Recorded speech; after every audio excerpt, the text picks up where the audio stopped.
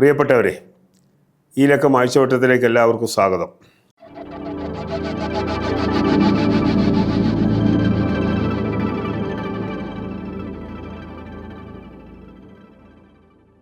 ആഴ്ചവട്ടം ഇന്ന് സംസാരിക്കുന്നത് റെയിൽവേയിലെ തലതിരിഞ്ഞ വെട്ടിമുറിക്കലിനെ കുറിച്ചും കേരള വിരുദ്ധ സമീപനത്തെക്കുറിച്ചുമാണ്.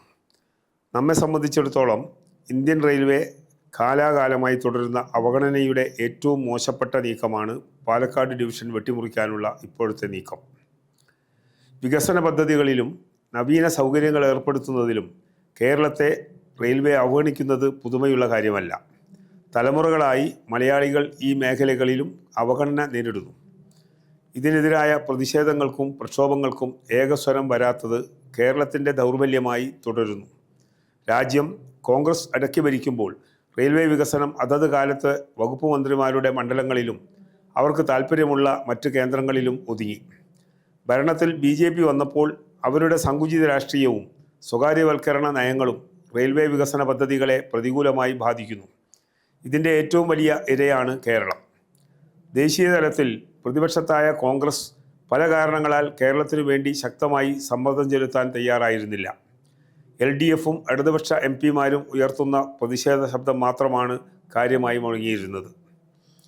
പാലക്കാട് ഡിവിഷനിൽ നിന്ന് മാംഗ്ലൂർ ഭാഗം അടർത്തിയെടുത്ത് മൈസൂരിൽ ലയിപ്പിക്കാൻ റെയിൽവേ നടപടി ആരംഭിച്ചത് ആകസ്മികമായല്ല. റെയിൽവേ സ്വകാര്യവൽക്കരണം സുഗമമാക്കാൻ വാജ്പേയി സർക്കാരിൻ്റെ കാലത്ത് തുടക്കമിട്ട പ്രക്രിയയുടെ തുടർച്ചയാണിത്. ഇന്ത്യൻ റെയിൽവേയെ കൈപ്പിടിയിൽ ഒതുക്കാൻ തക്കം പാർത്തിരിക്കുന്ന കോർപ്പറേറ്റുകളുടെ സൗകര്യാർത്ഥമാണ് സോണുകളുടെയും ഡിവിഷനുകളുടെയും എണ്ണം ക്രമാതീതമായി വർദ്ധിപ്പിക്കുന്നത്. 2002 ഒക്ടോബർ 1 പുതിയ 2 സോണുകളും 2003 ഏപ്രിൽ 1 5 പുതിയ സോണുകളും രൂപീകരിച്ചതോടെ ആകെ സോണുകളുടെ എണ്ണം 16ആയി. ഡിവിഷനുകളുടെ എണ്ണം 67ആയും അന്ന് വർദ്ധിച്ചു. 2006 പാലക്കാട് വെട്ടിമുറിച്ച് സേലം ഡിവിഷൻ രൂപീകരിച്ചു. നടപ്പ് വർഷം വിശാഖപട്ടണം കേന്ദ്രീകരിച്ച് സോൺ രൂപീകരിക്കാൻ 2 പുതിയ ഡിവിഷൻ കൂടി ഉണ്ടാക്കി. ഇതോടെ 17 സോണും 70 ഡിവിഷനുമായി മാറി. റെയിൽവേ മൊത്തത്തിൽ ഏറ്റെടുക്കാൻ സ്വകാര്യ കോർപ്പറേറ്റുകൾക്ക് ശേഷിയില്ല. ഇത്തരത്തിൽ വെട്ടിമുറിച്ച് നൽകിയാൽ അവരവർക്ക് സൗകര്യമുള്ള ഭാഗങ്ങൾ ഏറ്റെടുക്കാൻ കോർപ്പറേറ്റുകൾക്ക് കഴിയും. സ്വകാര്യവൽക്കരണം ശക്തമായി ചെറുക്കപ്പെടുമെന്ന് കരുതിയുമാണ് കേരളത്തിന് പ്രത്യേക സോൺ അനുവദിക്കാത്തത്. LDF സർക്കാരുകളും ഇടതുപക്ഷം MP-മാരും സോൺ വിഷയത്തിൽ MP-മാർ പ്രതികരിച്ചില്ല. 2004 മുതൽ 2014 വരെ 2 UPA സർക്കാരുകളുടെ കാലത്തും സംസ്ഥാനത്തെ റെയിൽവേ വികസനം ഇഴഞ്ഞു നീങ്ങി. റെയിൽവേ അടിസ്ഥാന വികസനം നടത്തിയാൽ മാത്രമേ സംസ്ഥാനത്തിനും യാത്രക്കാർക്കും കാര്യമായ നേട്ടമുണ്ടാകൂ.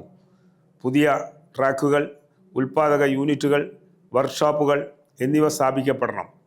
പുതിയ സ്റ്റോപ്പുകൾ, അധിക കോച്ചുകൾ, സർവീസ് നീട്ടൽ തുടങ്ങി ചില്ലറ പരിപാടികളിൽ ഒതുങ്ങുന്ന റെയിൽവേ വികസനമാണ് കേരളത്തിലെ കോൺഗ്രസ് MP-മാർ കൊട്ടിഘോഷിക്കുന്നത്. 2008 കേരളത്തിന് അനുവദിച്ചതായി പ്രഖ്യാപിക്കപ്പെട്ട കഞ്ചിക്കോട് കൊച്ചു ഫാക്ടറിയും നഷ്ടമായി. തിരുവനന്തപുരം ഡിവിഷൻ്റെ ഭാഗമായി തമിഴ്നാട്ടിലെ നാഗർകോവിൽ മധുര ഡിവിഷനിലേക്ക് മാറ്റാനും നീക്കമുണ്ട്. കേരളത്തിലെ ഡിവിഷനുകൾ ദുർബലപ്പെടുന്നത് ഭാവിയിൽ സംസ്ഥാനത്തിൻ്റെ താൽപ്പര്യങ്ങൾ പൂർണ്ണമായി ഹനിക്കപ്പെടാൻ ഇടയാക്കും.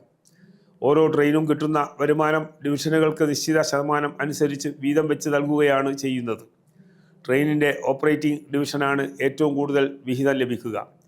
ട്രെയിൻ ഓടുന്ന ട്രാക്കിൻ്റെ നീളത്തിനനുസരിച്ച് ബാക്കി ഡിവിഷനുകൾക്കും നൽകും.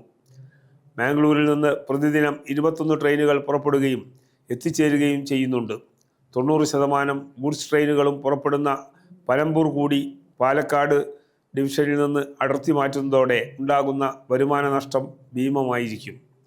ഡിവിഷനുകളുടെ അശാസ്ത്രീയ വെട്ടിമുറിക്കലും പുതിയവ ഉണ്ടാക്കലും റെയിൽവേക്കും ജനങ്ങൾക്കും ഗുണകരമല്ല. ഭരണച്ചെലവ് വൻതോതിൽ ഉയരും.